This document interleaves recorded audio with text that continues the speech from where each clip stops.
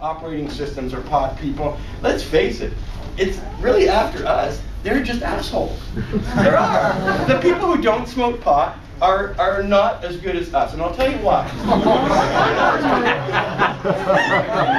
No, they're not. That's why we're hated. Believe me, if we were really drug-addicted fools that were worth society's contempt, nobody would care about us. Look at all the homeless people in your town. Nobody gives a shit about them.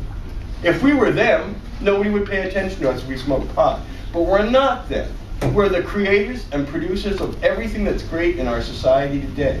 Without us, the world would fall apart like so fucking fast, I'm not kidding you. Can you imagine no Led Zeppelin? Can you imagine no Beatles? Can you imagine without the Rolling Stones? Can you imagine every major black artist eliminated from your record pantheon? Can you imagine not working with Apple computer systems or Microsoft? Sure, you got Linux, but that guy was probably a pothead too. All right? Can you imagine not having half the films that were done by potheads? Can you imagine most stand-up comedians never existing in your life? Think of the loss it would be to you personally not to have access to all that culture. Think of how many hours, how many days you spend listening, reading, and watching the great works of the people who got inspired by Cannabis. And then think about how many things you actually enjoy doing that were done by people who did not ever smoke cannabis. There's not much in your life. There simply isn't that much. The things you listen to for music, even the technology that's delivering that MP3, those are all potheads. The operating system on the computer that you use to get it's by potheads, and the technology is being designed every day by potheads. And don't believe it's not. You know it's true. Just think of where everybody you know who smokes pot in your mid-20s is ending up working at. Electronic arts, video game makers, all your forms of entertainment are done by potheads. How could that not be? How could you imagine anyone doing all that without any drug influence in their body?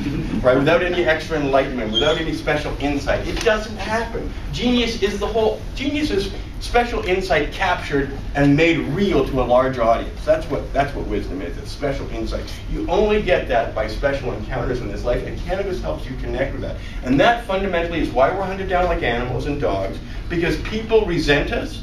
They don't like that we're having fun. They don't like that we're sexually exuberant. They don't like that we consider ourselves enlightened. I wouldn't say so much as superior, but we are. And they hate just the fact that they know it's true.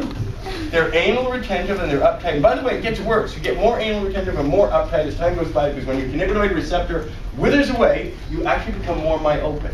It's a process if you watch it. If you took two people over 20 years and that person smoked pot every day and that person didn't, within 20 years that person's going to be very conservative, very rigid, very unwilling to bend or be flexible or tolerate other points of view, and the pothead's going to be totally open to whatever's going on.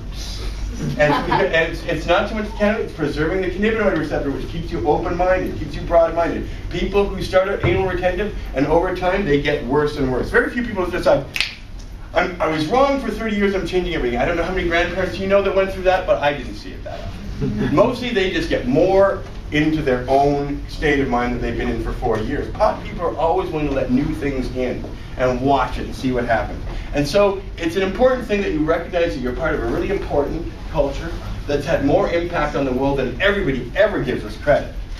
Like whatever you think about various philosophies of religion, nobody's ever gone to war over pot, which is what you cannot say about all the other world. There's a war against us, but we're hunted down like animals everywhere in the world. That's a worldwide war waged against us by governments everywhere who fear us in the same way that governments ought to fear us. We don't accept one book dogmas, whether it's the book of the Bible or the book of the Koran or the book of the law, which is also a one book dogma where all the answers are supposed to be there, right? We're not enlightening an incredible, illustrious pageant and 6 billion people, but all the answers for everybody is in one book of the law. Can you imagine? Right? All the nuances and subtleties that go in dealing with individuals as individuals are somehow all in one book. That's to be referenced like a scripture and not to be deviated from, right? Even more so, at least scripture, you can disagree with it and not end up having your life taken away from you. But you disagree with the book of the law, and your life is someone else's for the rest of your eternity, right? Yes? I wanted to firstly say thank you for being you. Like, we've had 42 seconds of silence so many times, and while you were put away, and nobody really wants to stop for that 42 seconds except maybe Ted and Gail. And it's beautiful. It's like, I'm glad we took that time. I'm only going to hope for your freedom. And my one question is, I'm glad I've met you. Do you see any comparisons with the Tommy Chong thing and yourself? Well, Tommy's a friend of mine, comes by a lot, was here this week to see us, and one thing we do like talking about is prison, because Tommy probably had his career in a lot of ways revived by going to jail. It made his street credibility like 1,000%. Up to then, you would be fair if you saw Leo on that '70s show, which I thought was. And I don't think his health was that good. I used to see him a lot, right? And I now edit his material that he writes for Cannabis Culture, so I see him and talk to him a lot. And ever since he went to jail, he's been totally activated, way more alert, way more on top. He's totally conscious again, and he's smoking pot. Which he wasn't doing that much before he got busted. And he's taken a real dislike to the US federal government. He takes every opportunity he can to rail against them. And his new movie's coming up, by the way, in the next month. It's been 2 years in litigation, but AKA Tommy Chong's actually out on April 20th on DVD. I think I'll be selling it for like $29.95, as cheap as we can. It's a wonderful movie, and it shows how politicized he's become, and I'd love to be able to tell more people about it, because a lot of people think he set the movement back with his movies and his comedy and stuff like that. And that might be seen as true, although I quite liked it when I saw them. But if you think he set the movement back, his new work, his new writings, his new attitude has it really has activism at the core of it. And we talk about the epiphanies of being in jail all the time. I had more good things happen to me in jail in a lot of ways for 67 days than any other 67 days I would normally have, where I'd like to think I'd learn a lot. But in jail, first of all, I taught myself, hey, I can deal with this. I could actually put up with this. That's really fascinating to know that from my background, having 2 loving parents, and I've been arrested a lot, but I've never spent more than 7 days in jail. I've spent a lot of times 4 to 7 days on maybe 10 occasions, but a long stretch of time that hadn't happened to me. But when I got arrested for passing 1 joint in Saskatoon, so don't ever believe you don't go to jail for 1 joint. I passed 1 joint and got 3 months sentence, spent 67 days in jail cleaning toilets, right? Ripped away from my family and the people who love me and all my friends and everything I know. Put into this strange place in Saskatoon, and then I ended up cleaning toilets and floors, which was very therapeutic for me. Because I will say this. When you're out here in the world, I spend most of my day reacting. Okay, Marc, there's a bill that needs to be paid, you react. Marc, something has to be done, react. Marc, somebody's on the phone, react. Somebody wants to interview, it's all reactive. Well, there's nothing to react to. I had a job from 8 o'clock in the morning to 2 in the afternoon, that's cleaning toilets and stuff. But you can get a lot of quality thinking done in that time. Because, I got into the cleaning well, this place was spotless, I used to boast about it.